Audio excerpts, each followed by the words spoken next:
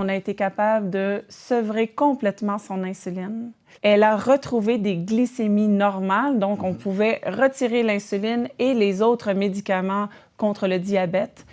Elle avait une importante stéatose hépatique qui s'était nettement améliorée. Ça, c'est la maladie du foie gras. Hein? Oui, pardon.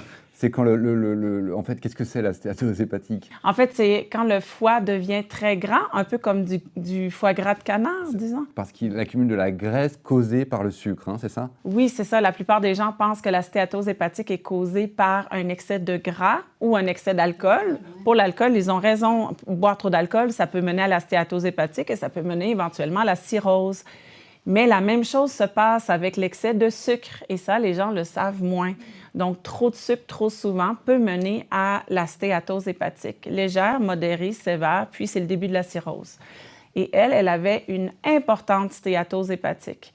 Donc, la suite des choses, c'est qu'éventuellement, elle aurait probablement commencé à faire une cirrhose, mais elle n'en avait pas au moment où elle nous a consultés. Mais est-ce que c'est parce qu'elle se gavait de sucreries, de bonbons, de confiseries, de desserts un peu trop sucrés? C'est pour ça? Pas du tout. Cette femme a fait attention à son alimentation toute sa vie. Elle a consulté des nutritionnistes, elle a vu des médecins, des spécialistes.